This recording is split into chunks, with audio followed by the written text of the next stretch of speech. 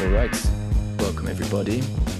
I really appreciate the opportunity to open up a space for exploration today. For those of you watching, you'll notice with me here we have Josh Field, Michel Bauwens, and Ferananda Ibarra. Listeners will have heard Michel on the podcast a number of times before. We've spoken a lot about the commons, about different modes of exchange in relation to big history and the process of civilization, where we find ourselves now, perhaps what degrees of freedom may be open to us to enter modes of exchange which could in principle support more collaboration, not only with other human beings, but in the context of ecology, in that sense, to find a wiser fittedness with planetary boundaries and effectively a kind of a return to process with nature that makes a little bit more sense. That's just very broadly some of what's been the basis for our conversation previously. Michel's an excellent theorist and someone with tremendous knowledge on these subjects. Ferananda, we're meeting for the first time, but I'm very excited to welcome you into the context. I know a little bit about your history of work in the world, and I have a sense of your dedication from the messages you shared to me.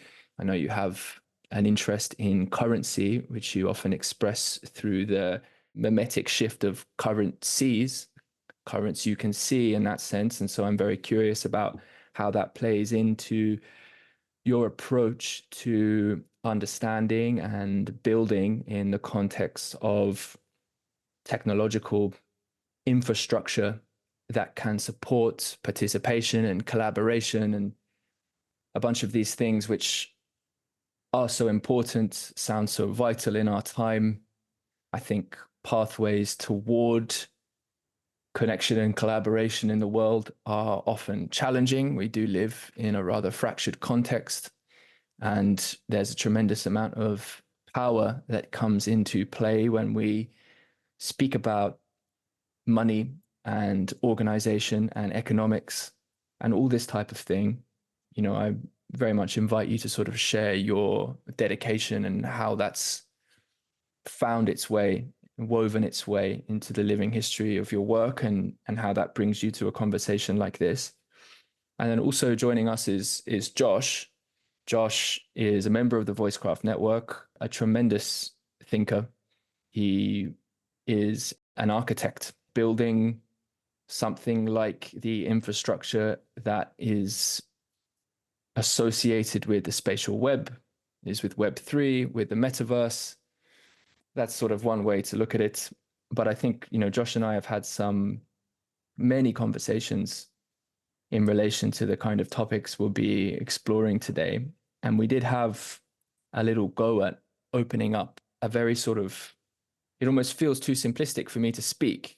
And yet perhaps it's appropriate as long as we're able to, in effect, bring it into critical question as we open it. So I'm trying to give something quite neutral in terms of opening up. And Josh sort of put forward the question, how can we get better at working together on an optimistic yet realistic transition to a better world? In a sense, who wouldn't be interested in that question? What do we mean by better world? In what ways are we going to be, you know, getting better? How can we work together? All these types of things. Another perspective we might look at that from in the context of our conversation today is how to understand the kind of structures of exchange that can support that.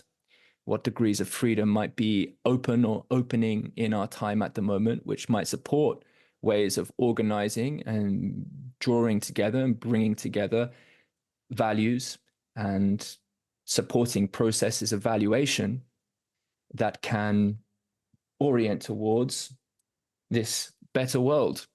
And what does that mean? I'm certainly not wanting to belabor that or laden that with too much baggage or something like this.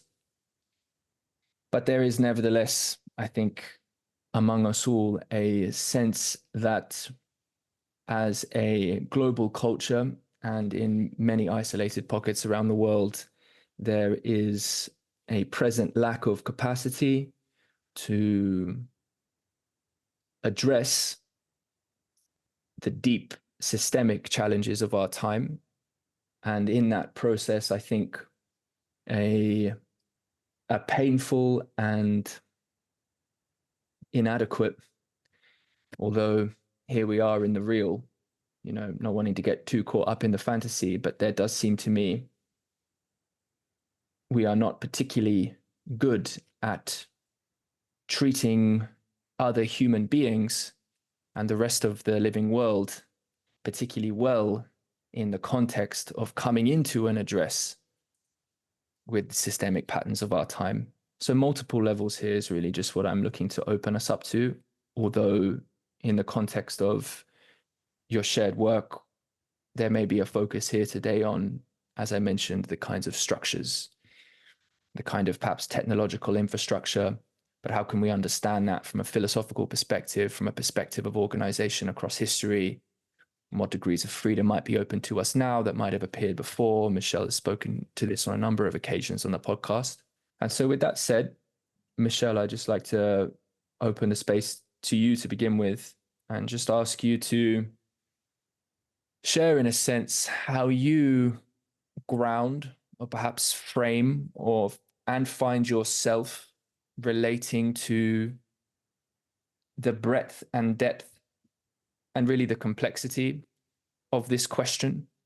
How would you invite us as well as listeners to sort of open up to understanding this sort of landscape and this material? Very vast question. So well, maybe I can start with something that I often say in my recent lectures, especially with younger people who a lot of them are quite desperate nowadays. I refer back to the famous book. I'm kind of forgetting the title now, but it's a book that was written after World War II about the meaning of life by a Jewish survivor of the Holocaust. Man's Search for Meaning by Viktor Frankl. Man in Search for Meaning. Yes, sorry for that. And he said there's only two kinds of people who survived the Holocaust, in the camps, and that was the Catholics and the communists, right? And why? Well, because if you only have evil and suffering around you, there's kind of two ways to manage that. One is that you have a vertical transcendence. So you have this capacity to go inward to connect with something else. And you can look at material reality as something that is minor in your experience of a reality that is much bigger than that, right? So you can put it in a proper place, and probably that even has like chemical and biological effects that if you can put yourself in a state like that, right? And if you're a communist, that was slightly different because that was a horizontal transcendence, if you like, right? So it's called the immanentization of the eschaton. Basically, everything that believers and religious people place on the vertical axis, you collapse it to the horizontal axis. And so if you can have time, a vision of time and temporality, it can have very similar effects, because you say, okay, well, now I'm suffering, but we know that this utopian future is actually behind the corner anyways, right? So if you have a deep, deep faith in the future, it's another way to cope with it. Now, and I'm a bit in a similar situation. I'm not very good at the first one. I just, I've tried many things. I meditated. I fasted when I was young. I spent like 15 years doing this stuff, and it did work to make me a more balanced human being. But it didn't work in terms of putting me in ecstatic states or anything like that, right? So as a person, I still need the horizontal. But I also recently, as you know, I was canceled in 2018. And, these are moments when you feel like, well, the horizontal is not enough. It's just not enough, right? So the way I cope with it is by combining both, by paying a lot of attention to temporalities. And so the idea is it's important to know when you are as much as where you are.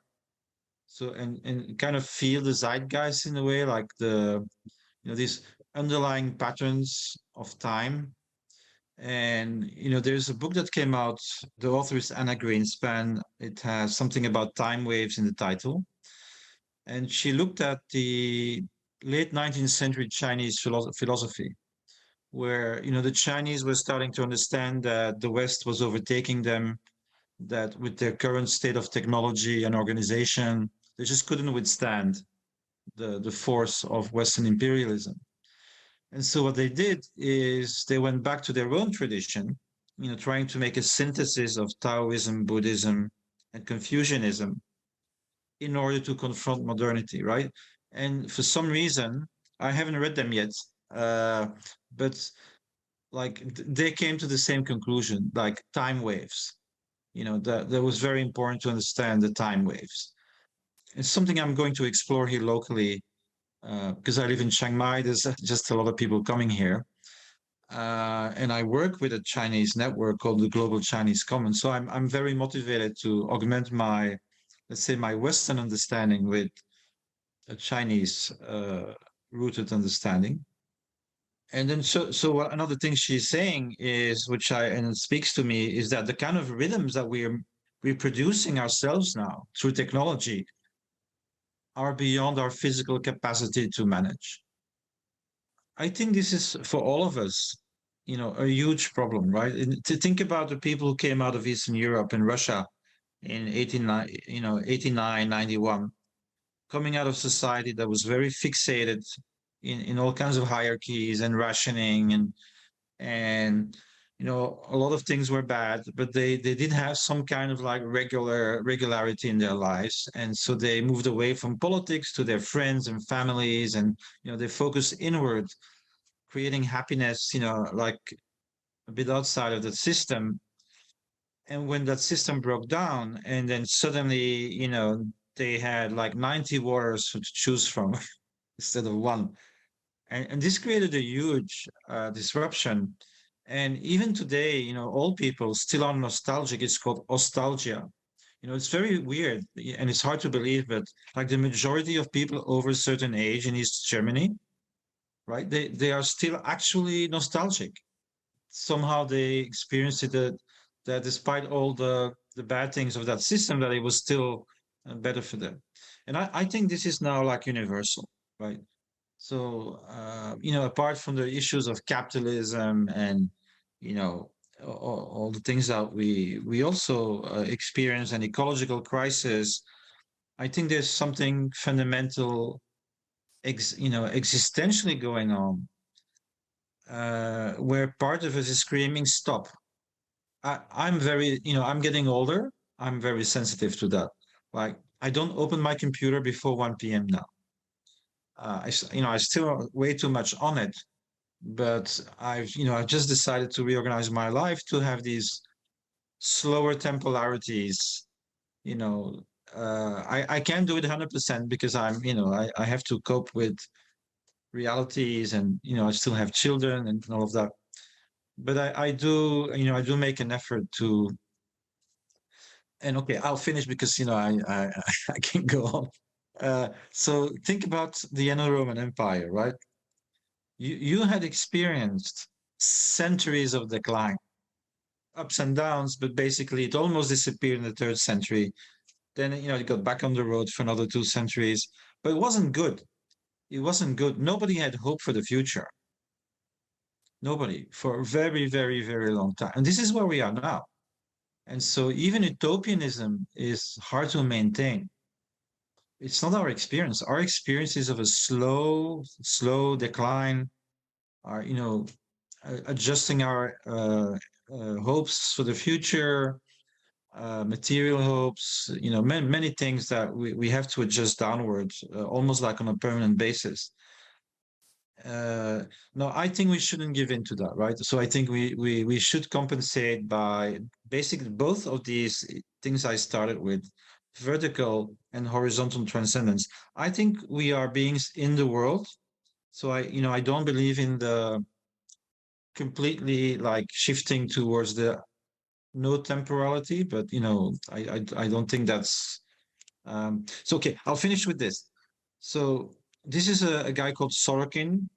It's called social and cultural dynamics, 4 volumes. And he looked at oscillations.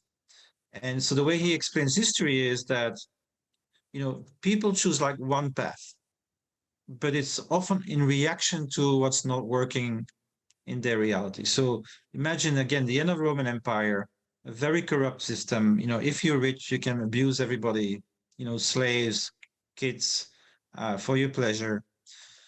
It's getting very, super hedonistic. And so there's a group of people that say no, right? And so they become Christians, they become ascetic. So he calls it sensate versus ideate. And so you can look at history as these big waves about 3 centuries, in each side, where people react to everything that's wrong in a particular wave, that goes all the way into its extremity at the end, and say, no, that's not what we want. So we have to go the other direction, right? But I think what we need now is slightly different. I think we need integrative. So we are a period of history where I actually don't see it happening. I don't see much of a sensate, of an ideate reaction to our declining sensate civilization. I see people like us that we're all trying to do integrative. We're trying to find a new balance between matter and ideas, matter and spirit. And I think this is where we are. Yeah, thank you, Michel. There's a lot there. Ferananda, how do you relate to the broad framing of how we're sort of finding our footing with each other here? How have you related and how have you understood, in a sense, the systems that you've been a part of, and what has your response been to that?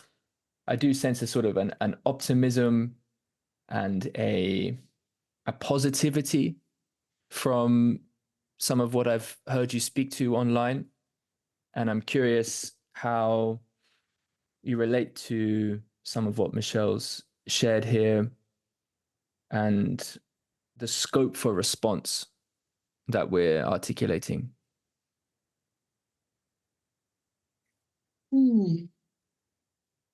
At the present moment in my life, I have a lot of fire. And I have a lot of fire because I believe we don't have a lot of time.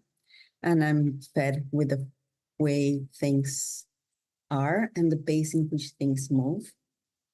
And I have the sense that by having more of a fire would bring some of the uncomfortable conversations into the center. And by doing that, it creates intimacy and it creates vulnerability and it creates the possibility for grief, which creates a possibility for life. And at my root is collective intelligence. That was my entry point from when I wanted to take my for rent hat off and go and say, I want to be part of this large conversation that has to do with the things I love the most. And by doing so, I've been navigating through many forms, many expressions, many groups, many organizations, many deaths, many life, many ups, downs. And the place that I right now have leverage in my work is in the systems level. I believe that, and you mentioned my play of words of currency and currency. And with that play of words, it's central to me that living systems are alive because of flows. I want to make people feel into the provocation that it might be that problems are a problem of flow. And when I say that, I want people to think about it, to challenge it and say, what happens if a flow in my body is out? What happens if it's out of balance? What happens as I age and my hormones stop flowing and then I stop even wanting sex? Dang, that's horrible. And what happens with our planet when the flows that we depend on of the support system of the planet, we've been choking them. What if planet Earth not only is an organism to heal, but also our teacher? Like feels to me in this, or I'm going to say this like differently. So part of my work is in that aspect of the systems change, and I have absolute certainty that we can shape social and economic dynamics, and that people can awaken that within them, creativity within themselves. But that we're so stuck in our imagination around, like, we're so stuck in money that our imagination just goes so far. Because somehow we anchor it back to finances. We anchor it back to, we want to speak the language of multi-capitalism, financial capital. No wonder. Why are we constantly doing that? So we need to expand. We need to create more of a reach. And I tell people, sure, some people are awesome and will create and leverage in big systems, but change that which is within your reach. I like telling the story on how my daughter created her first currency when she was 9. And her name is Nicole, and she created the Nicolinis, of course. And the Nicolinis were given to her for doing things at home. But I was like, I'm not going to trade you Nicolini, redeem Nicolinis for money. That's the wrong incentive, child. What are you going to do? Why would I inspire my friends to use Nicolinis? Okay, go do that. And figure out what you want to redeem it for. And after a while, they came back as a little pack and said, hey, we know. We want you parents to take us to a camp, to take us somewhere where we want to go, to let us sleep, not sleep all night, to watch Star Wars till the end, to give us a reward that if we reach a certain number of Nicolinis as a collective. And that was wonderful. They're shaping something. And by doing that, they can get the certainty that they have power. Because I feel that the youth right now that are in desperate mode or in that work of despair, it goes for feeling powerless.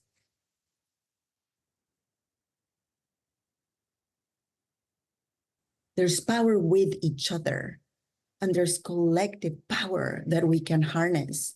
And sure, we're in a peril. Maybe we don't make it to the eye of the needle. But you know what? Doesn't have to be horrible. Might be painful. Life has a lot of that. With whatever you do in your life, whether if you're facing meta crises, or you're facing the Holocaust, or you're facing the tsunami, or you're facing the fire, in tomorrow, it's the 1 year after the Maui fires. That's where I live.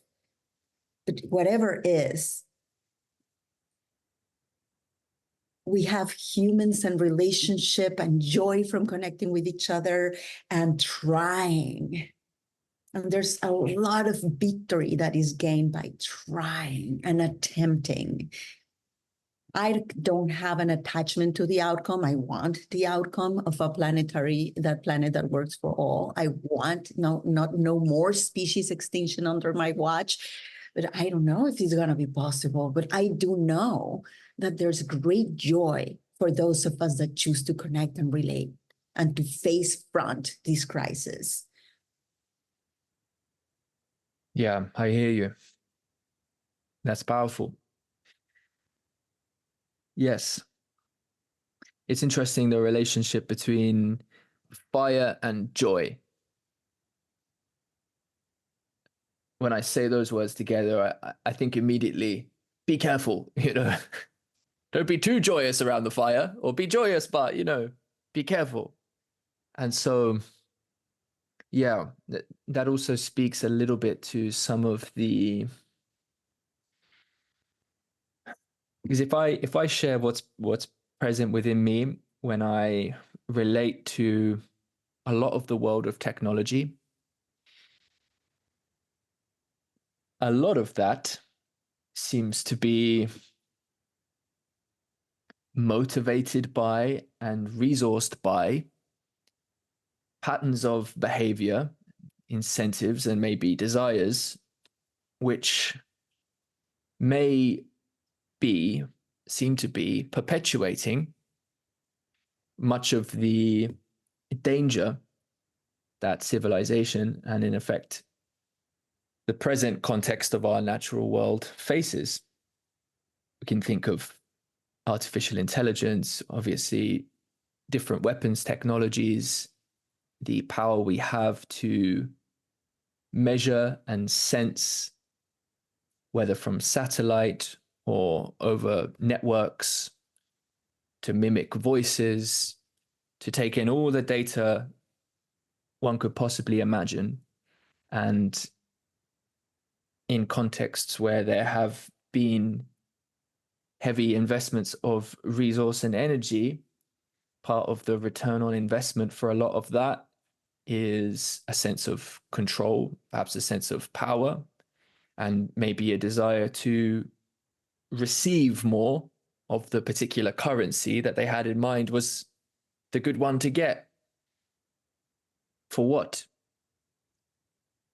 In some respects, a repetition of much of what we've experienced over hundreds, thousands of years. Does it come down to power and security? Does it come down to a fear of facing death relating to anxiety? Does it come down to a challenge in holding to the sometimes difficult and painful process of love in relation to attachment? There's a lot of things here at the psychological level, so many things which seem to be at play in driving powerful behavior with respect to addressing systems. And so I am curious about the care piece. I'm curious about the care piece that's a kind of a return to relating with fire carefully. And so, yeah, I was very moved by what you brought in there, Ferananda, and there's some things I think would be valuable to return to. But just before we drop into just free form here for the rest of the dialogue, until perhaps we invite some members to contribute, Josh, I'd just like to open the space to you if you'd like to share a little bit of your orientation coming into this, and what I'm curious about, like what the kind of questions you're seeking to ask and respond to. In that sense, I'm curious about the inquiry that you're on, that we're sort of on together, a little bit of what we discussed the other day. You're welcome to bring anything in there that you find relevant. Yeah, thanks, Tim. And thanks, Michel and Ferananda. Fantastic from everyone.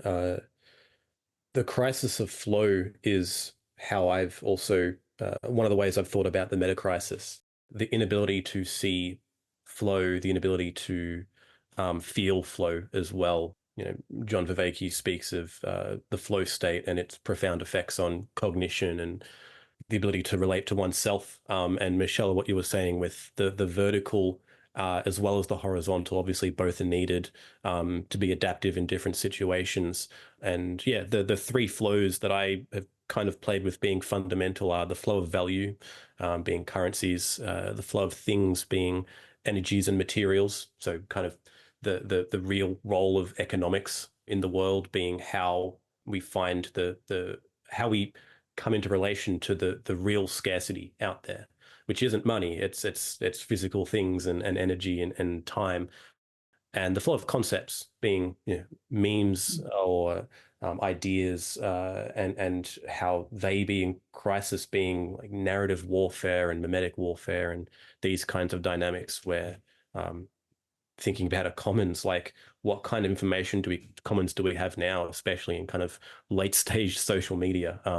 It's totally catastrophic. So just hearing a kind of similarity between the two perspectives there, which is really about being able to see how the way that we interact with others and the way that we interact and design technology, whether it's digital technology or kind of the technology of designing spaces, physical spaces, or designing conversations, or the opportunity to come into dialogue together as voice craft is, I think, yeah, that's kind of where I'm kind of heading in terms of an inquiry, is how do we continue to improve these things, whether it's in person or online. Yeah, I don't have a particular question or inquiry, but that's kind of the direction that I feel drawn to right now.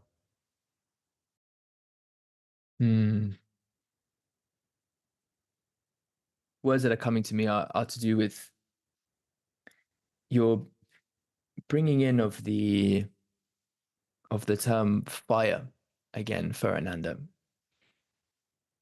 You shared a little bit to contextualize that. I'm curious about the story of that in terms of where it comes from. I feel a sense of it myself. I'm just wondering if you could say a little bit more about that. What is this sense of fire? I want to start by acknowledging that tomorrow is August 8th, the day of the Maui fires, and how much destruction has that created, how much transmutation has also it created, how much realization of how we need, and we, by we, I mean the community, and here, needs to regain the territory from colonialism. It's been like a waking up call that has been done through fire in the most tremendous of ways. The way I have referred to it comes more from the fire of passion, from the fire of creativity, from the fire that says, no more, no more. I'm fed, I'm done. It's not that I can change the world alone, but I definitely can call out when I see lack of authenticity. I can call the fire as a way to bring people's creativity in presence with me, and invoking that creativity. It's delicate because you can also bring it the fear, but we can also bring it with laughter. It's almost like a cosmic joke we're in. It's like, what happens if we don't make it? I mean, in the grand scheme of things, universes and metaverses, and I think the planet over there was extinct. Maybe, I don't know. But, and sometimes I just kind of call that fire within, and I just sit in front of a mountain and just crack open, and I just laugh, and I just let go of that attachment. And sometimes I just want to, go and sit with someone and burn their fears down, and burn that within them that fears to move, to take the next step, to be paralyzed. There's this poem by Drew Dellinger from Poets for Global Justice, where he says, the only way to pass through fire is to become fire. An angel told me the only way to go through fire is to become fire. So when we become fire, what does that mean? And I'm putting that in as a, object in our center, not to give it the answer, but to place it in our center. Yeah, I don't know if it's a question of age, but I have a somewhat different take on fire. I'm not very familiar with it, but I know that in the history of humankind, the Zoroastrians, keeping the fire was what their life was about. Had this sacred fire, and the whole tribe was mobilized to keep that fire going. It's still what we have with the Olympics, right? Where the torch, you cannot extinguish the torch. So the Greeks had that as well, the Greek tribes. So, that's about controlling the fire, right? Because I feel very much, and, one of my reactions to my cancellation was that in a way, a lot more conservative than before. Ken Wilber, when he talks about change, he always says transcend and include, right? So I'm very much with that now. It's like, okay, yeah, sure, transcend, but also there are things that we can't give up because civilization depends on it. There are structures, right? So my response would be, yeah, sure, we need fire. We also need to control the fire, and we also need water and air and earth, right? It's But for sure, of course, we need fire. There's radical changes are inevitable. But I think we should equally be aware of the dangers of fire, right? Because when I was young, we had riots in the US, Rodney King riots, and Los Angeles was put on fire. Now it's the native working population in Europe that is rioting. And that's not always a good thing, right? So there's fire and there's fire. And like think about the Mongols, invading the whole of the Eurasian continent and putting everything on fire. And so much so that they had a proven effect on climate change, right? He killed so many people that something happened with the climate because human activity went down like by a third. So anyway, that's just like maybe a bit of an emotional reaction, but my focus is actually much more on like construction, long-term construction, right? It's like these seed form things, right? We what are we making that can survive the conflagration, right? Because of course we won't be able to control the fire,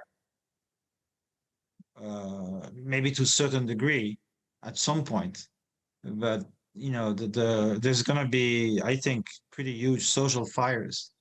I anticipate easily like European and Western middle classes losing 50% of what they have, right? Like what happened in Germany in the 1930s. And so I'm reading The Fourth Turning, this book about the generational cycles, and it's called The Seculum. It's every 100 years in 4 phases. And so when he talks about the last phase, which we're in now, that's the fourth turning. He says that people actually never anticipated how bad the crisis would be, right? So if you look at a few years before World War One, like very few people were aware that this could happen, or before the Civil War in the US. I mean, they knew there was trouble, but nobody really, predicted the devastation that would follow. So this is pretty systematic. That when the crisis comes, we really underestimate the conflagration.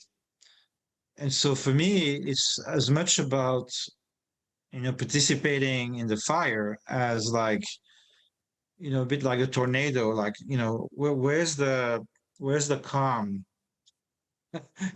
Like inside a tornado, there's a place where nothing moves, right? Anyway, so that's kind of a bit different, but that's difference in personality, in life experience, probably in age. When you tried a lot of things that didn't work in your life, at the end you're saying, yeah, I've been there, done that. Okay, let young people try again. It's not for me. So there's a lot of that happens as you get older. Is that you say, yeah, okay, of course, let's try again, but maybe not. Maybe it's not for me this time.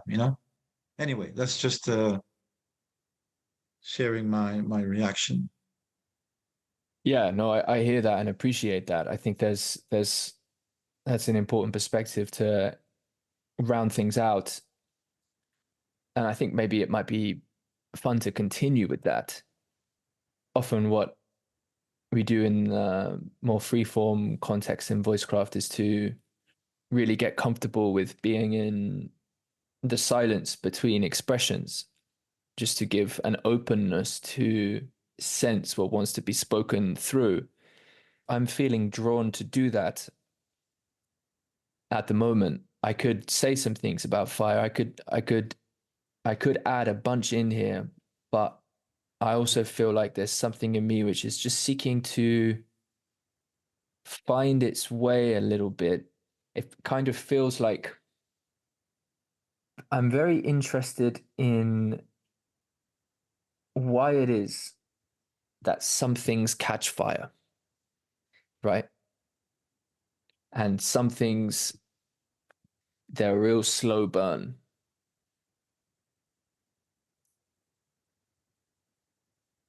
And I'm thinking of different examples of fire management in nature and the way that burning is often a crucial part of the revitalization of some ecosystems, particularly in Australia.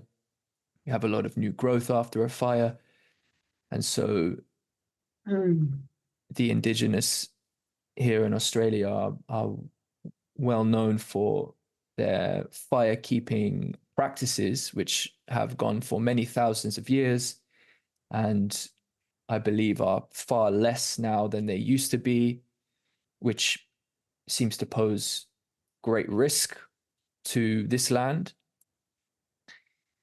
And then at the same time, there's this energy as well, which Ferananda is speaking to, which sort of identifying a regenerative value to disaster and catastrophe. And that's kind of something Michel's you're presencing as well, in the sense that we are undergoing a significant political, economic shift in the world at the moment. Tremendous inequality, I think a lot of desperation, a lot of problems with flows of people in different parts of the world, immigration, all these types of things. And it does feel, speaking a few days after, and this is something I pay attention to because I was born in England, the riots taking place in different towns in England speaks to the notion of a tinderbox a little bit. The very relationship between control and fire is something here that is present with me. It seems like it can be manipulated tremendously. All that fire of enthusiasm, of frustration, desire for change. And yet at the same time, I also, the capacity it has to revitalize is also very profound. And I'm kind of enjoying this at one imagistic level, but I also have this sense of wanting to find a route into fleshing out a little bit of the organizational, technological, social structures that Michel you've observed, that Ferananda you've observed, that you've participated in various ways. I'm curious about what context you might have seen fire treated well. I know, for instance, in the context of Web3 and crypto, something we've discussed on the Voicecraft Network before, this is a context that has attracted a lot of that sense of fire, a lot of that passion and enthusiasm and hope. But we also see with it a tremendous amount of squandering of resource and a sort of oftentimes a mad grab for as much as one can get their hands on, with, very irresponsible kinds of risks being taken. And yet through it all, I think the prospect of it as potentially enabling the support for a kind of seed form of social organization that you speak about, Michel, isn't something I've wanted to foreclose. And so I'm curious about how to address the sort of the seeking energy that wants to participate in something different and something more hopeful. I'm curious about how to address that when I also have this sense of, a bit like Michel, a bit like feeling a strong desire to sort of slow down and take note of some other factors. So I'm just gonna kind of stop there, and as I said, just leave it open to the silence. I'm kind of asking for, in the spirit of collective intelligence, sort of asking for support and trying to draw forth what might be here present between us. So I think that what Ferananda and you talk about in terms of fire, about indigenous people practice, right? I think that is really very interesting. So acknowledging that fire is there, that it's necessary, and at the same time, ritualize it, manage it. So you probably notice I'm in a phase right now where I'm seeing the good parts of Web3. I critique it for a long time. You can see my writings on Bitcoin and blockchain. In many ways, I didn't see it as a solution we were looking for. And the energy they use to produce Bitcoins, its speculative aspects, the aspects of like a privileged group of people being able to escape by arbitraging place and moving around. When things go bad in one place, they go to another.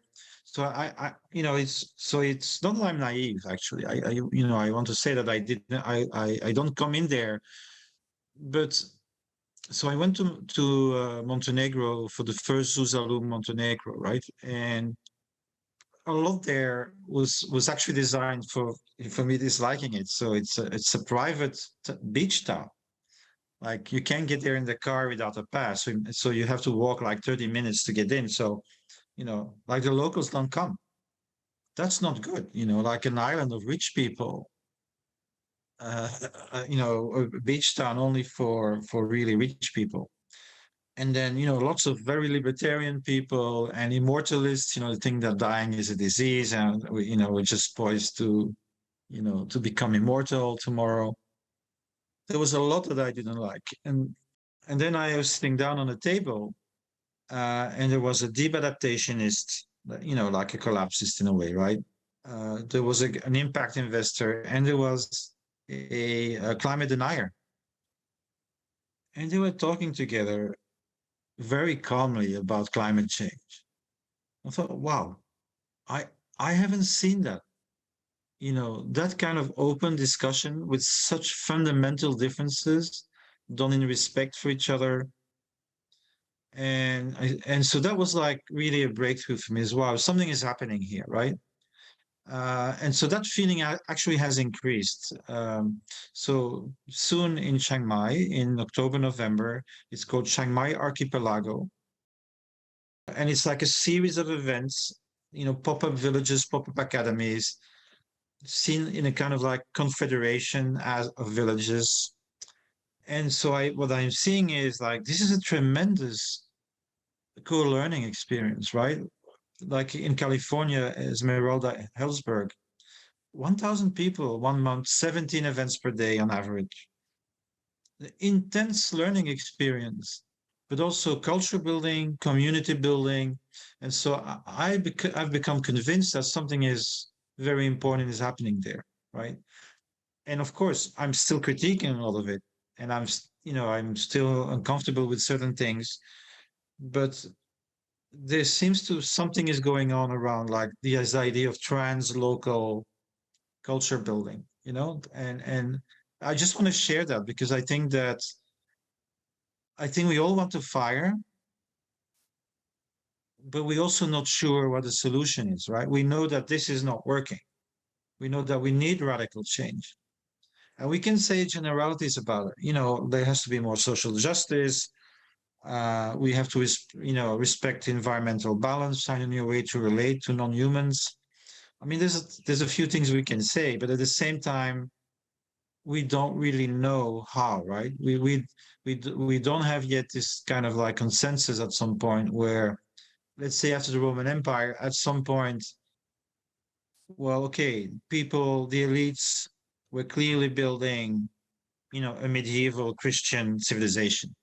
Like there was at some point there was a consensus that they were going somewhere, and they had these huge structural forces aligning with each other, to make that happen, right? So we're not there yet. I think we're before the bifurcation, right? We're in the chaotic period where 1,000 seeds need to flower and need to try out what they want and see what works, what doesn't work. So that's where we are, right? And we can't jump the gun. We have to find the inner resources to be happy in the fire, right? Like So, you know, the Stoics, the Christians, the Epicureans, like none of them were utopian, and they were all mechanisms to cope with a very harsh reality, right? And find happiness in that storm, right?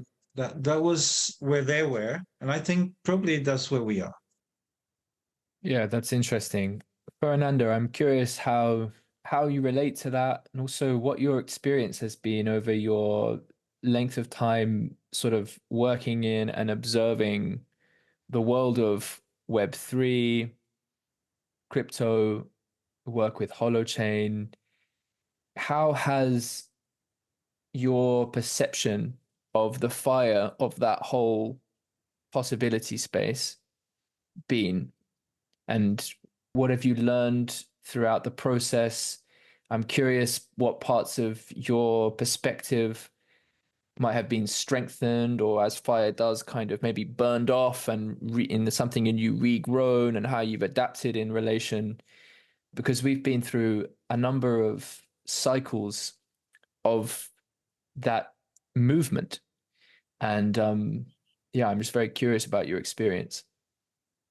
Well, first I want to give a little bit more of thread to that conversation of the fire and connecting to something you mentioned at the beginning around capacity.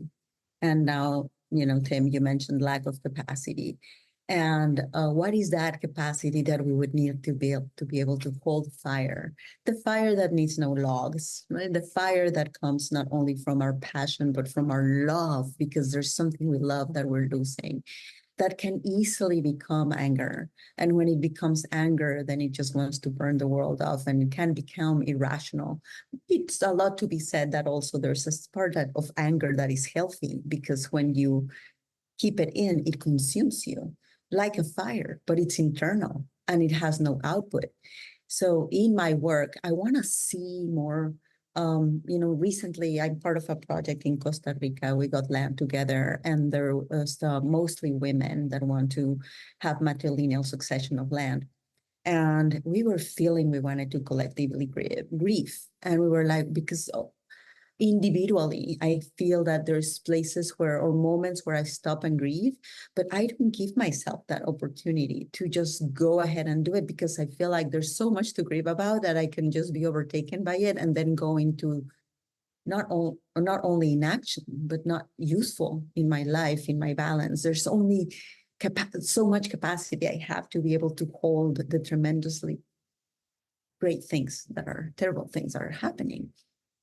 And we grieved together. It was on top of a hill, and there was an indigenous baruca with us and a beautiful shaman that knows how to bring in feelings. And we started really just calling in the things that we were grieving about, and the crescendo, you know, it was like this crescendo. And the men were mostly, you know, circling around us, keeping the fire, keeping us safe, you know, like getting into, like cultivating the little bubbles. Some men will come close, and some then they stand apart. They had more difficulty in engaging in the cry, in the sorrow, in the deep emotional sorrow that the women were expressing. And for us women, we would like, one would start crying and we will naturally go and embrace that one and then grieve, and then another one, and we would move, and we were like there for maybe 2 hours. We were exhausted. Tell me about exhaustion, you know, but it was so good. We just felt so open after that. And it created such a level of intimacy around us. And the Baruca indigenous elder, I had been with her before, and in a gathering where I facilitated a process with a hard question, and then suddenly one of the grandmothers, indigenous grandmothers, started to cry, and everything stopped. And there was projections, you know, are we doing are we making her do our emotional labor? Are we abusing the indigenous? Finally, she came and she said, no, is that when we grieve, the fire has to be present. So there goes another facet of fire, the facet of ritual, the facet of the sacred, the facet of one of the elements. course, one of the elements that then comes into our life to be able to enable or to facilitate a certain process. And Tim, you also mentioned when fire, burns a mountain, and then there is this way of managing fire, right? Like controlling fire so that then no new growth comes and pioneer ecosystem comes. And most of these pioneer ecosystems, they do not survive, but they are they bring the life that is going to create the other life that is going to come afterwards, even if they don't survive.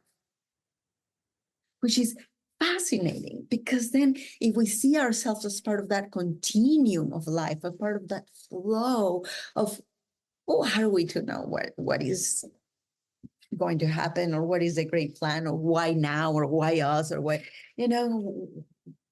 if we're in the right process, and we would just trust that we are in the right process, and that we can bring our fire and we can learn about our own fire as long as in the same ways that we've been able to engage with fire in a way that is productive for society.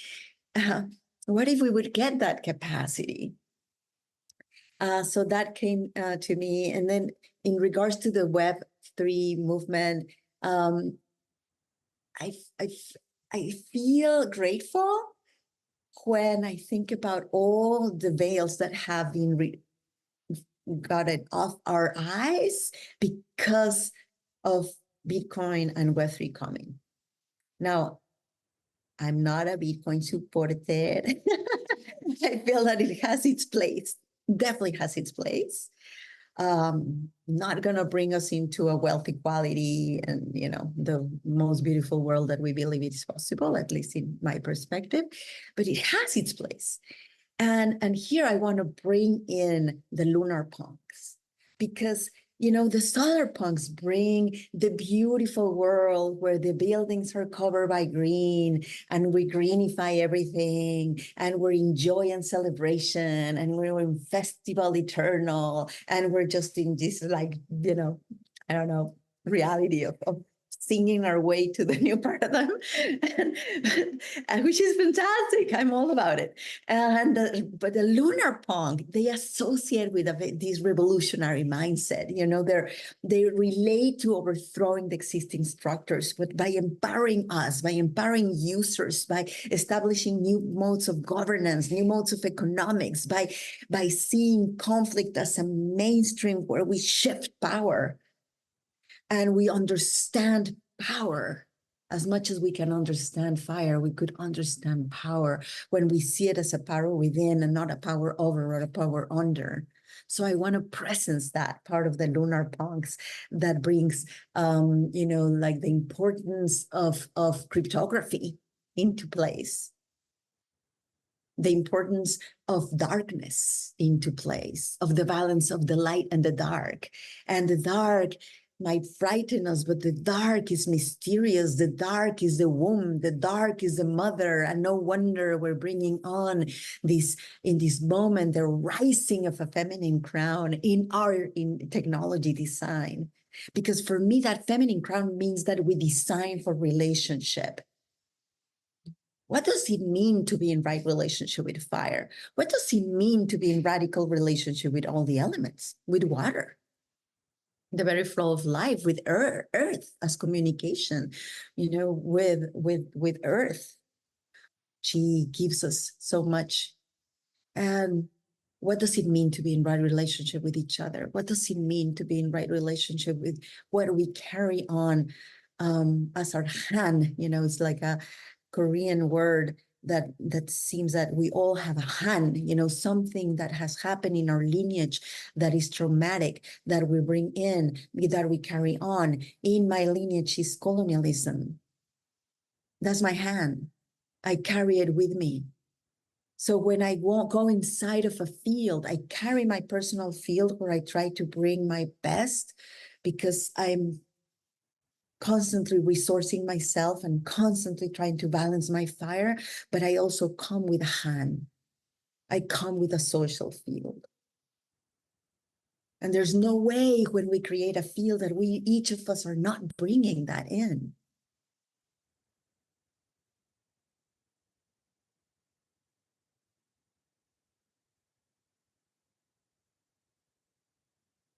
Yeah, that's powerful again. I think what we bring in,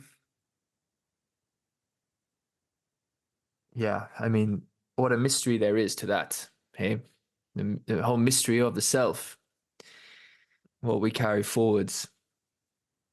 Hmm. So the very notion of solar punk and lunar punk, it almost speaks to punk speaks to a certain phase of the sun, and punk speaks to a certain phase of the moon. Something that seems more youthful in a way. And I think it speaks to the necessary naivety, the necessary innocence, and in a sense, the great risk that is participating in a process that for which there are no guarantees. And a lot of what that whole world has felt like to me in terms of when I've actually interacted with it, it's felt unsafe. It's felt unsafe, not just in the sense of risk, but in the sense of a kind of almost like requiring a special knowledge and maybe requiring a strength of relational connection that together could constitute the kind of entity that could risk a little more wisely. It is curious to me the kind of the signaling and in effect the onboarding of energy into spaces in general. And um,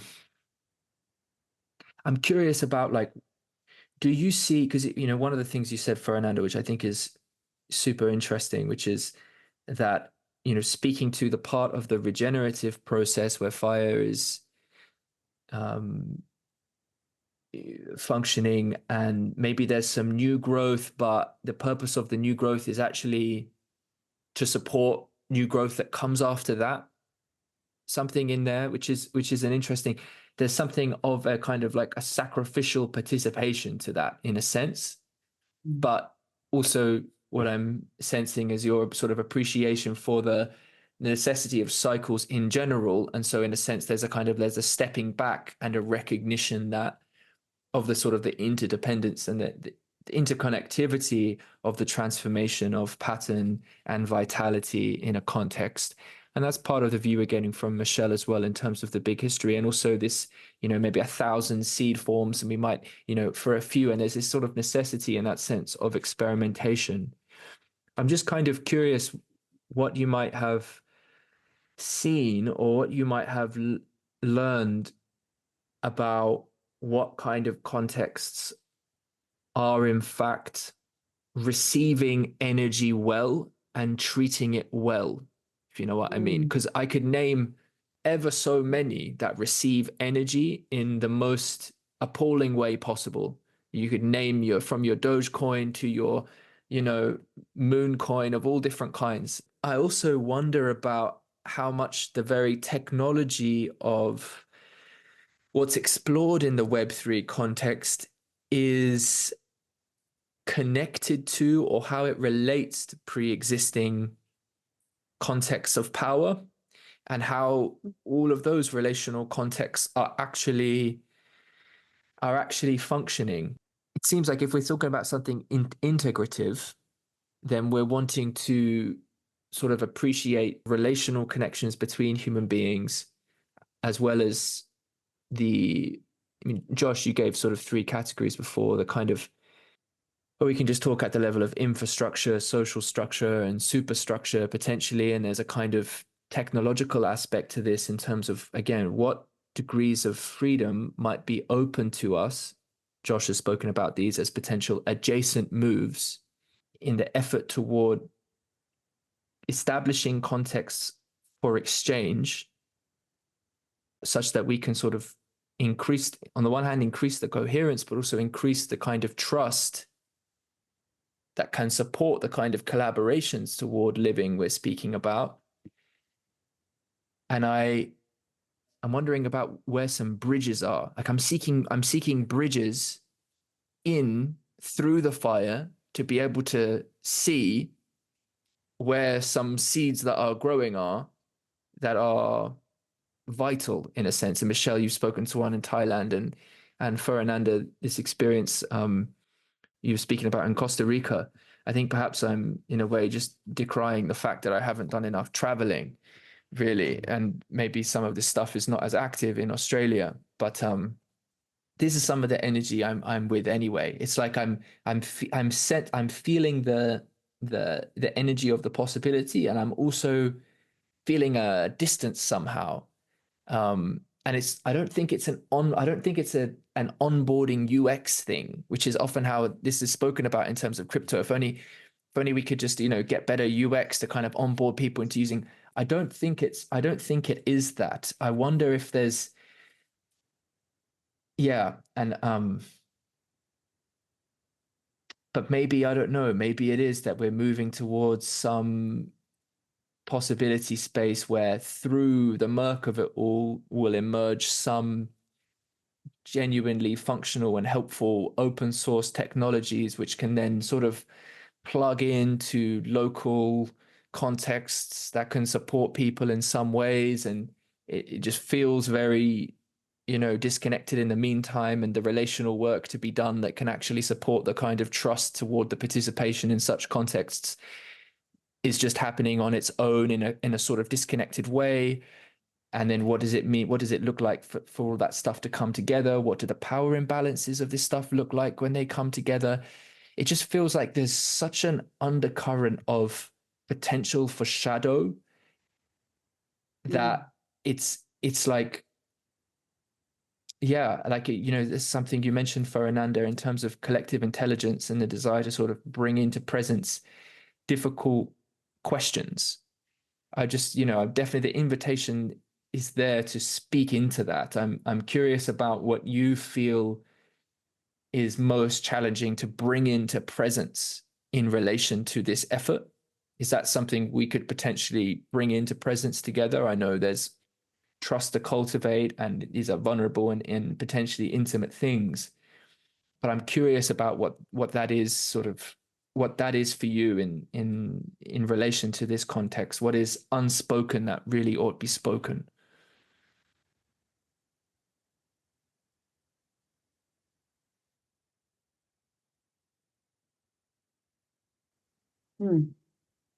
And I was trying to give space to listen to Josh, because I felt like there's a lot of there that I want to discover. I have appreciated the naming of the crisis of flow and the different fields of flow, and just curious about how to have those kind of conversations that I felt the same way that you brought them in, Tim, connected to the social structure, superstructure, like structure, superstructure, superstructure. Repeat that to me. Yeah, the infrastructure, the social structure, and then the superstructure. Yeah, superstructure as the values and the infrastructure. Yes, of course. There was something that was mentioned today in one of the groups I'm part of. We're creating a currency system that is backed by gold, but gold that is left in the ground. And I don't want to go too much into that design, because it will, I think, pivot us to another aspect. But the beauty of that, we call it real gold, is because we state that real gold is a gold that stays in the ground, is a gold that keeps nourishing Earth, because gold as well has such a historical relevance and in our societies. And someone said we shouldn't promise to regenerate the Earth. We should just promise a seed. We just promise this is what we're going to do, one or two different lands that we're going to do this with, and then we're template something. So that doesn't sound scary or impossible, but that it looks reasonable and on reach. Because otherwise, also, it's only the only thing we can promise. It's like, how do we do these small experiments that we carry them as seeds?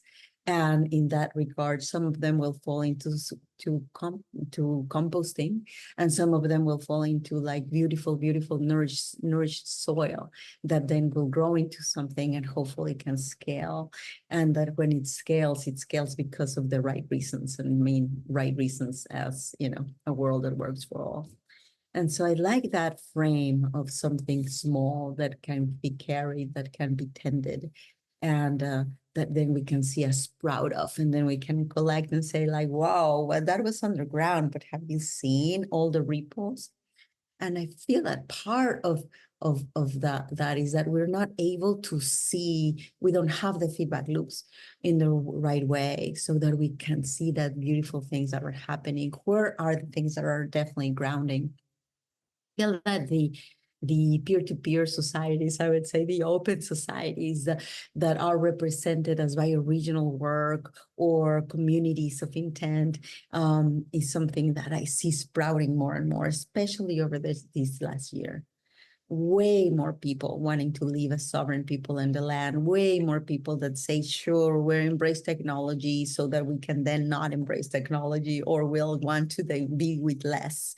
Let's be simpler, let's address this sphere to be able to then bring the regeneration into a place where then we don't need it. Like a beautiful example is a lot of people in my field are working with earth monitoring. We want to see the hydrological cycle. We want to see how to bring water in, slowing it down so that then it nourishes more of the land, so that we can reuse it, so we can circle back. We want to be able to see all the small flows that create a movement from degeneration to regeneration. We want to see all this data, these measures, but measures have a certain place of truth, and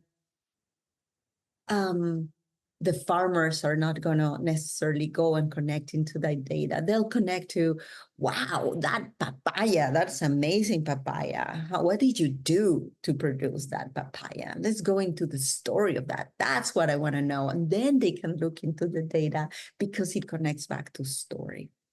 So I feel like what I'm rambling into different places to find that entry point, right? Like a little bit chaotic, a little bit everywhere, in seeing how through my work is like taking different lenses of what value is, to go back to those flows that you mentioned, to recover from scarcity, to be able to then design systems that do not tap or don't come from that scarcity mindset of, my IP is mine, my this is mine, but that would then be able to nourish more people.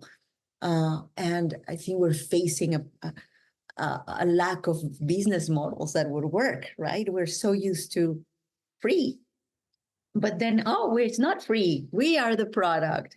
It's not free. Like it's actually pretty costly to, wow, how do we do this? How do we own our data? To then, in my work, I feel like holochain, and this is where I'm not,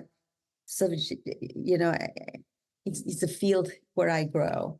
Right now, we have serverless, with the possibility of serverless applications on holochain. Happy to demonstrate how you can already run a whole suite of collaboration where the part that is free is the infrastructure to be able to run it. In my mindset, that's what would allow for local and regional type of sovereignty within our technologies, and sovereignty so that we can own our own data, and sovereignty because we can also enable things, including currencies that won't be able to be shut off because the great powers would feel threatened by it. Because this is about testing things and adding more, not to getting less. And so we have those technologies now. Like one of those questions, why was not this done in the past? Well, because it was not ready. We're getting into a certain readiness.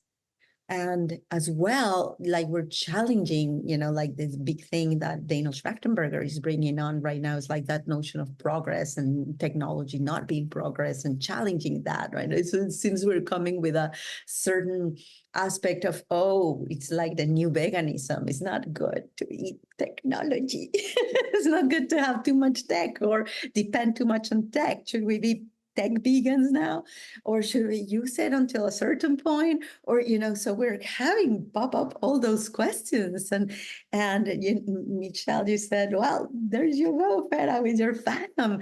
And I'm like, my Fathom, I love like working with this technology, and I do acknowledge the risk, and I do acknowledge the fear.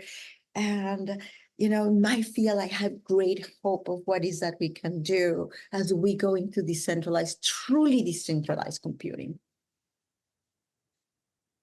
and harness that power. And I would love to hear from Josh. I really would love to hear from Josh. Yeah. I do love the way that holochain and metacurrency are thinking about these problems, and the questions that I constantly have whenever I interact with anyone from those circles or just the regen circles or whatever, is, yeah, it's great, but how do I get like my grandparents or my parents or my high school friends to actually use this thing? Like, there has to be some transition from where we are, which is really just trying to get past like the day to day of, am I going to have enough food to the money to buy food and to raise a family and do what I want to do. Most people aren't thinking about actually like regenerating landscapes and altering the system of governance and money globally. And of course, like, they shouldn't have to. There are people who are being called to figure out these things, but part of figuring that out is also figuring out how to bring that as an option that people can then choose, because obviously we can't just start forcing people to use these new technologies. They actually have to prove themselves and show that they are superior to the current systems. So there's that aspect of the transition. And then there's also the aspect of like, yeah, it's going to be really interesting to see what happens once Holochain and the decentralized web actually do take off finally, and then they have to reckon with China and Russia and various armies and intelligence institutions and all of the dynamics of the kind of end stage control mechanisms that the world is currently run by. So a kind of citizenry, citizen democracy, or however you frame it, has to interface and has to face these forces that do exist. And there is a dark side to that. The lunar punk aesthetic and idea is very much trying to articulate a middle ground between the solar punk utopianism and the kind of doomer dystopianism aesthetics, and being I don't want to say more wise, but more oriented towards the day-to-day dealing of how these systems, these new systems are going to emerge. So yeah, that's something I feel, especially being in a company that's currently building very centralized technologies. I'm trying to figure out, like, yeah, I'm seeing all the dynamics of like having to make money in business and employees and hierarchical structures. I'm like, where does the decentralized web actually fit in here? We're very much oriented towards decentralized identifiers and verifiable credentials and all these decentralized web technologies, but it's still running on Amazon. It's still kind of doing this thing. So obviously I have ideas on how to get there, but it's not as much a technological problem as it is about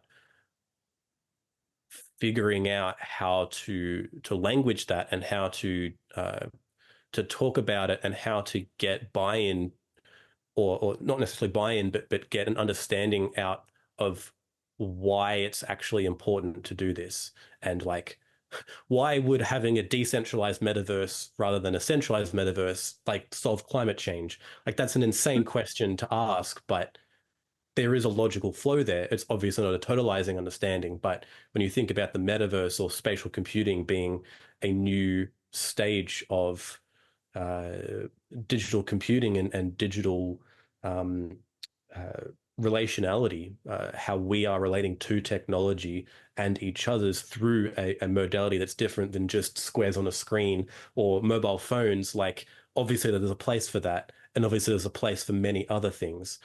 So that kind of that one aspect of the flow crisis I mentioned being like narrative warfare and social media, like how do we get out of that and how do we get people into new ways? New social media platforms are so hard to spin up because the dominant few really are, they're actually going even further. Like Elon Musk's new Twitter is trying to be an everything app. It's trying to get its own economy. It's trying to get so many things to actually keep holding on to this centralized technology under the guise of an open source platform. It's the questions around really what does it mean to properly democratize these, because it can't just be a few thousand web nerds who are using these things. It has to be like, billions of people relatively soon. So getting from here to there and understanding like, those problems. I'm sure, Michel, you've got a lot to say on this, having seen a lot of these peer-to-peer technologies and peer-to-peer communities kind of struggle through this. I'm optimistic with Holochain, but I haven't been through the fire of so many of these failures. Curious. Well, as Michel mentioned in chat, we've got about 20 minutes left to go.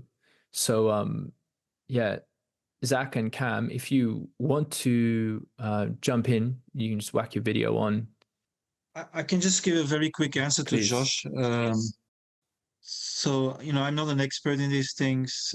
So I think the situation, around infrastructure is that we either have these huge collective platforms, with capitalist ownership, or we have this fully fragmented, balkanized, where everybody has his own, Signal and Telegram group, and so that's the situation right now. So now I'm talking to a number of people who want to talk with me that, are what they're trying to do is, one is called Maitri, is to have interoperability without demanding the data of the participants.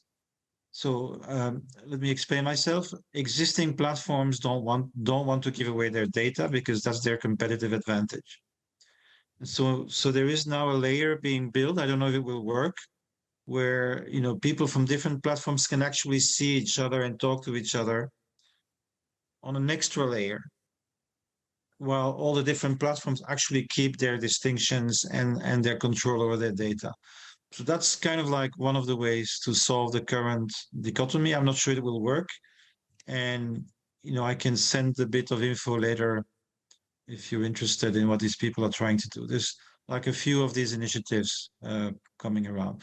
But I really want to hear, Zach and Cameron, because I really have to go in 20 minutes. So I'll just, listen in. Yeah, you're welcome to go ahead, Zach, if you want to share. Really interesting conversation. Thanks, guys. It's nice to see you again. Nice to meet you, Ferananda. Yeah, I guess like I've been reflecting on these notions of flow and fire, which came up.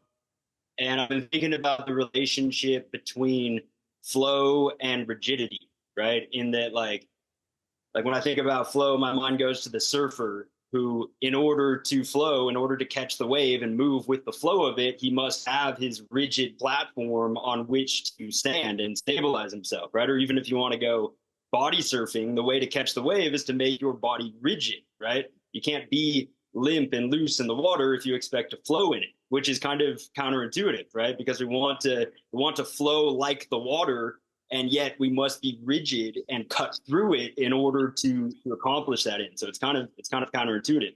And like, I mean, there's a million examples. You could think of the flow of the river is enabled by the rigidity of the mountain, right? Or the flow of blood is enabled by the rigidity. I mean, it's flexible. It can't be totally rigid, but the rigidity of the veins and the bones and all the rest of it. And obviously, like when something flows too much, there's death on that side too. Like Ferananda, you mentioned the flow of hormones and the way that can atrophy and lead to you don't have drive anymore, and it's a death of atrophy. But obviously, too much hormones, and you have a death where you just burn up and commit crimes of passion and burn up fire. And so I've just been thinking about the relationship between rigidity and flow, and you can think about it in terms of the fire too. Like the fire must be contained within, in order to be useful, it must be contained within a pit. And the fire itself, like to build a fire, you have to build it, right? You have to create a stable structure which can allow the movement of fire to go through it without being consumed. And that's where my mind ultimately goes with fire, is the bush, right? The bush which burns but is not consumed. And this harkens back to the first thing Michel said about the Zoroastrians, that like that's their whole thing, right? It's like this fire will burn but will not be consumed. And that's like, I guess I when I hear people say like this fire must burn, my mind goes but not consumed. You know what I mean? It's like, and so I've just, I don't know, I'd be interested to hear any reflections with that, but it's kind of, obviously it's the end of the conversation. And so, but that's my reflection on the conversation. Thank you very much. Yeah, that was great. Now, what I hear from you about rigidity of flow, I relate to in terms of the substrate, like the flows need something to flow in.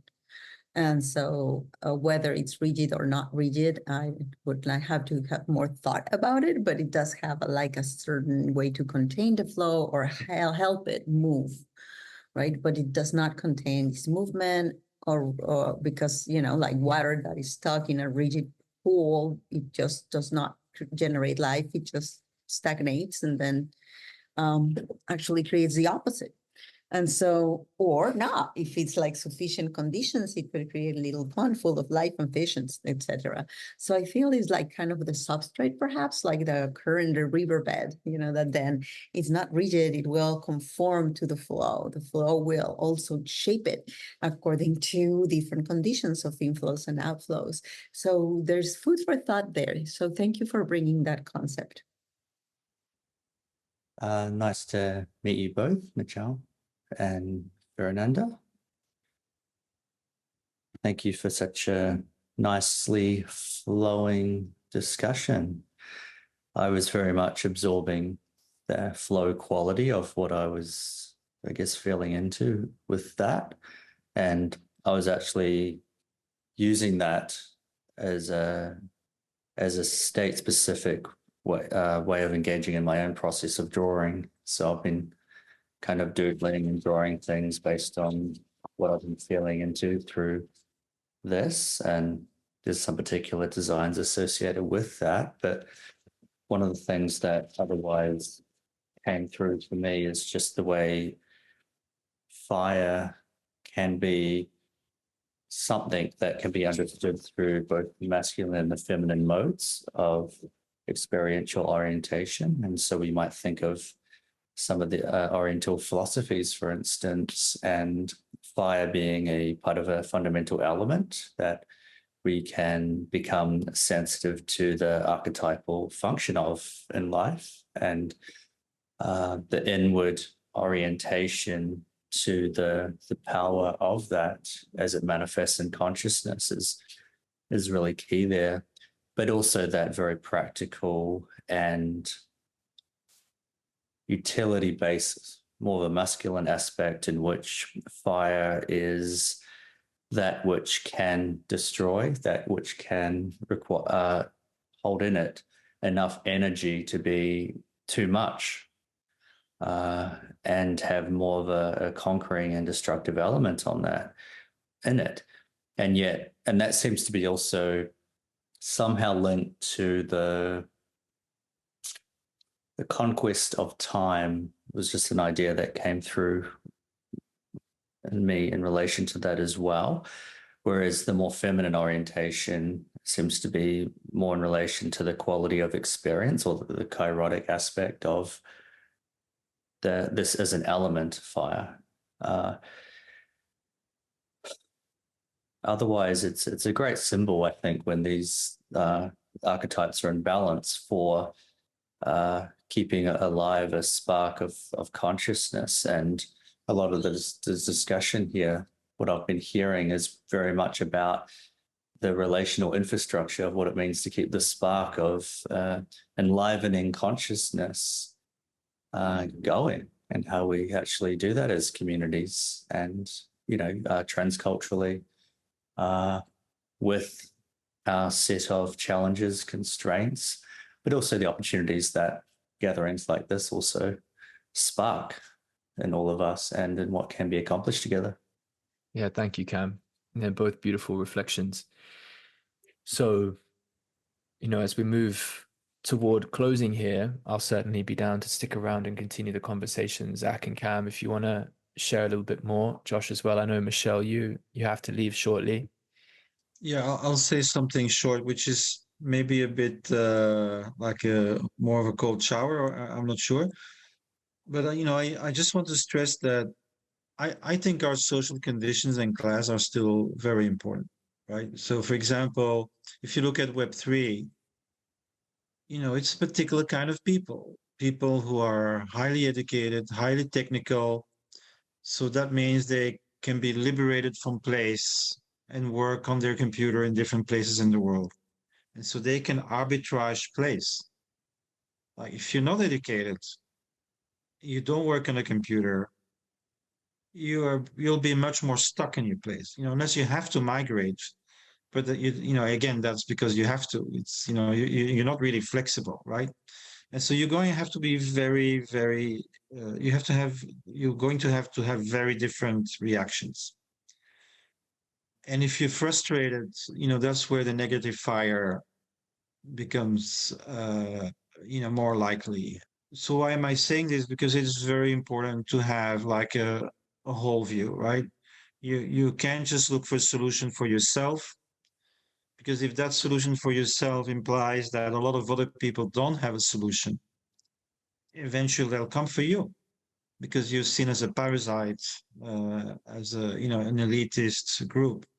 So that's why, when Web3, I have my enthusiasm, I have my critiques, but my most important push right now is, I want to, through my interventions, convince them that they have to link with real material production, and with people really doing, food, energy, housing, transport, and so that's where, my thing is. I see a very valuable technology, people I respect, but with their limitations, but they're not a majority.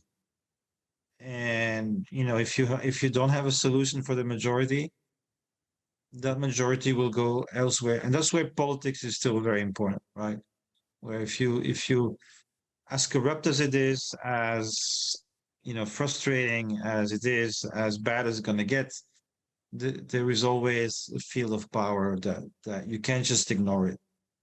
So you have to find this kind of balance between interstitial, seed forms and building your life for the future, and at the same time have your eyes open to, what can happen structurally and politically. And I just want to stress that, because I think that's easily forgotten if you're into alternatives. You're doing your thing, but a lot of what you're doing your thing is really dependent on conditions, that may change to the point where you can't do your thing. Anyway, so that's kind of maybe something to think about. Thank you, Michel, for bringing that. I feel it like is the notion of privilege. Like, where is your privilege, and where is that you have leverage? It depends as well as of that. And you mentioned and how there's a certain elite of people, that have access to Web3, and that not everybody has it. But then things can shift when what matters is not your proficiency with wallets, but what matters is going to be your capacity to go hunt or dress yourself or relate with someone, relate with your neighbor and talk to them. And that is another kind of privilege, for those that have been able to have access to that kind of skill, or they place themselves in positions where they're able to do that. So my sense is that, and a flow that I constantly bring to people is the flow of attention. And where is your attention?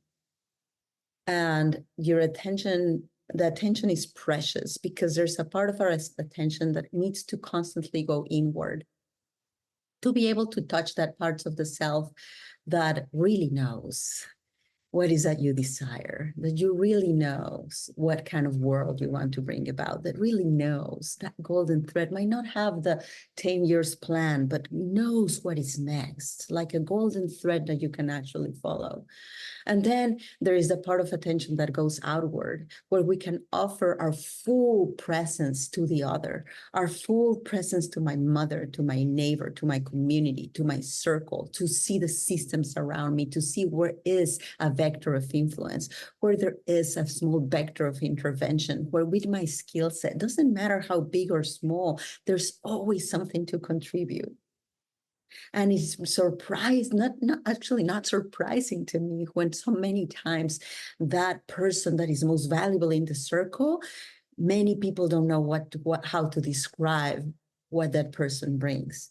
But they feel peace around that person. They feel that they're seen around that person. They feel heard around that person. Like just offering our ears, just offering our listening.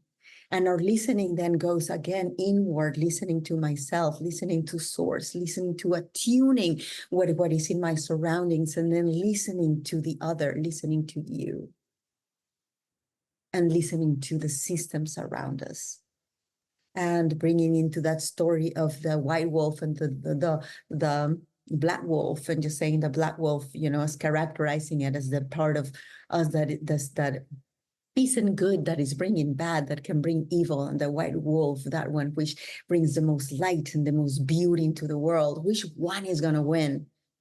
And the answer to that is the one that you feed the most. And so which is the wolf that we're going to feed the most? Which is the one of our attention? What are we feeding? What are we nurturing? And just to get the sense that for us is not to change the world, but to change that which is within our reach. Yeah, beautiful. Thank you. Go ahead, Josh. Something I shared at the last in-person VoiceCraft event, but to me, it always comes down to care. Like the people I'm working with, the things I'm doing, the way that I am thinking and spending my energy it's all about like care for myself and others and the world and trying to bring about the better future that we all know is possible. So just thinking about how to be caring and how to have the lightness, but also still the passion of that fire in the things we're doing, I think is, but for me, that's how I kind of ground myself in the insanity and the hilarity of the current moment and be able to take each day with a optimism, but a realism to the problems and the catastrophes and the humor and the love that each day has. So I'll end with that. Yeah. Yeah, thank you, everyone. So perhaps we'll bring it to a close there. To speak about technology in relation to the sacred is not so simple in the context of how we interact with the memes that end up getting churned out through the process of technology. There are so many things we encounter in the world of crypto, which are like they've been some of the most chewed up memes ever. Well, yeah, I mean, my orientation in this has always been more towards facilitating collaboration and effective communication online. That's kind of where I started, and what I still am trying to kind of frame things around. Whereas, yeah, it seems like most of the kind of, especially the cryptocurrency world, is oriented more around a kind of very simplistic libertarian view that then gets captured by certain pseudo ideologies of, this crypto or that crypto, or, fighting around or kind of dialogue around the kind of very either way too technical or way too simplistic views of things. Whereas the kind of depth of philosophy that you really have to engage with to actually even see why the way that kind of engagement is just already like not going to give the kind of results that you're actually wanting. Like that's actually kind of hard and also doesn't make you any money, which isn't just that you're not going to get rich, but also that you can't really even continue to participate in that culture or that community. And I think that like that's one of the main things that the regenerative finance community struggles with is it's just really hard to have those conversations and then also get money. You really have to focus on one or the other. And I think that's kind of where that community is stuck in. Yeah, what do you think about that? I have to say, Ferananda, it's very unique to have on the one hand a care to presence the criticality of grief, and then in the context of Web3 crypto technology. I mean, that's a very wild thing to bridge, you know? Do you find yourself to be unique in that way? Have you found sort of receptivity the for what you care about in the course of your work? I mean, it seems like you have, but it's like it seems like from the outside, like not necessarily obvious that one would be able to navigate that.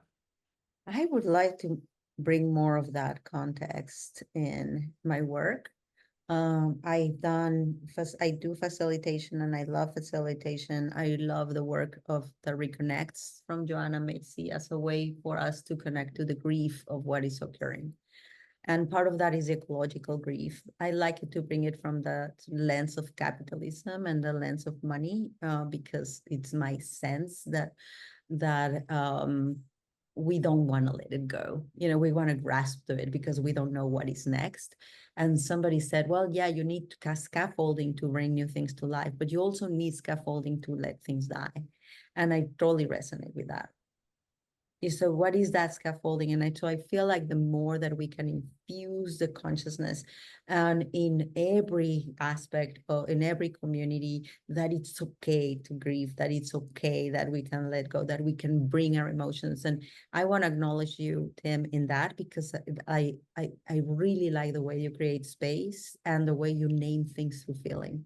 Like, you say, this is what I'm feeling, and I can see you in your I can almost touch your process, of going into and wanting to tease it within, from inward, to really touch and pass through your heart. And I feel that's like a great gift that you bring, because you then bring it as bringing it in yourself, then you model it, and then you bring that possibility for others to follow.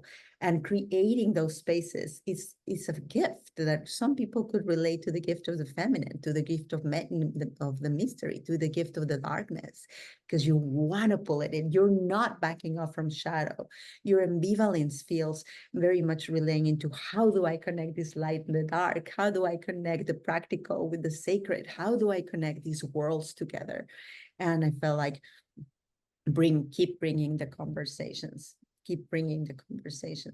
In terms of, I'm gonna try to, like, maybe that's not funny, but for me, what is funny is that Web3 really makes me want to cry because it's so bad. Yeah, that is funny. Yeah.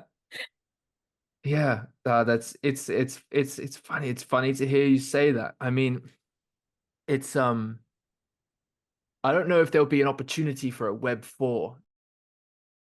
The next turn of our opportunities to actually connect online looks like it could be really significant. The creep of the sensocracy now is not a creep across different countries. You've got really all-out wars between the oligopolies of the current social media platforms, and the mimetic influence on them is very strong, and it's not of great integrity. And the inner dialogue is poor, the inter-dialogue is poor, and the power of whatever is orienting state activity in Europe, in America, in Australia, it seems like the only thing that it's going to know how to do, a bit like everybody sort of followed China when it came to COVID lockdowns. It's like, oh, we don't know what to do. We've seen videos of the Chinese locking people down. Let's lock. It kind of feels like the movement towards censoring and policing through AI is a very, very likely attractor very, very soon. And so how to secure the possibility to continue to connect with each other seems really relevant. And as I try to kind of communicate, I've kind of felt I'm unsure about where to invest my energy in terms of the technological solution, because I've given a lot of energy and still do toward supporting spaces for people to connect and relate. It doesn't need that much. There's not that much complexity to it at the level of what you need the tech wise to be able to do it. Except, of course, it does get tremendously complex when you start talking about hosting servers or not, and interoperability or not, the context of network effects and where people spend their time, and all of a sudden it is very complex. And so it's this strange thing of I would really love to know, I'm waiting for this moment where, like, because I feel responsible for a set of relations as well, what ship looks like it's got a chance of getting to another island. And so this is part of me trying to open up for that.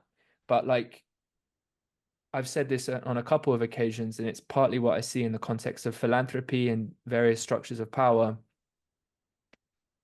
It seems like the kind of intelligence that gets someone to a powerful position of moving currency in terms of resources of the present or old paradigm is not the same kind of intelligence that you might associate with a relational intelligence that is grounded in the kind of care that Josh is mentioning. And so then a lot of what this project becomes is about, well, how can we create contexts in which we can actually open up progressively to people who are seeking, in a sense, to participate in the kind of transformation and connection which is constitutive of building that sense of relational intelligence and care. But it's often having to do so. But if it's about resourcing it, then it seems like some of the structures which could potentially support that are not coming from that place. They might have bypassed a lot of that place. And then it becomes about how can we communicate in a way that can sort of gather together interest, but also having to cater to the justifications and the authority and the structures which might actually be subtly preventing the kind of relational exchange where it's possible to bring up potentially the kind of shadow that might unsettle those very structures which are supporting the context. You see what I'm kind of getting at? And it just feels like that's got to be absolutely rife within the world of technologists as well, in their own particular kind of way. Is it? I saw Josh doing like this when you said, is there a Web 4? And I'm curious why, because I have a challenging of that. I think a Web 3 that is successful in the actual framing of Web 1, Web 2, Web 3 is a web that will transcend the need to have different versions, because Web3 is an evolvable web. It's a living web. It is the semantic web. It's the web that actually is a web. Previous, like what we have now really isn't a web. It's more of just a few kingdoms throwing stones at each other, really. It's not maybe even web is the wrong word to use, but it really is an ecology of agents. And I use agents in terms of the holochain language of representations of people being able to interact and commune in a way that is actually representative of their values. That's why I feel that Web4 needs to emerge, because the Web3 narrative is just so poor and it's just so isolated, and there's so, and in some ways the Web4 life, like it has like a certain play. And when we speak in Coventina Foundation about holochain, we speak about the next web. We don't even want to put it a number or a name. Yeah. And then the difficulties in what you just mentioned, Tim, around the narrative. You have to be like not only great in doing the technology, you have to be a great marketeer, and you have to be great at hype. And we just go for hype. And a lot of the Web3 goes for hype. And it's just like painfully difficult to then birth something that is authentic if you're not playing the game of the marketeer. And it's like there's that bridging over there, there's the scaffolding over there, and then it's like, I guess if I'm authentic, people will see it and they'll feel attracted to me. Yeah, but how much do you create a magnet? What is a magnet that can then create sufficient like electromagnetism around it, so that we start, bringing in those that then can be that pioneer ecosystem that then, brings it into sufficient scale that then it matters. And then it shifts. Just like when I think about the origin of the universe, something happened that it was sufficiently stable that then it created a process. I'd like to think about spin, the spin protocol, that then suddenly everything spins, our molecules or atoms, like planets, galaxies spin. And so it seems to me that something then has to have sufficient coherence that then it creates something that grounds, from where then life starts to create its own play, but it's not under the control, but it's like under coherence and integrity.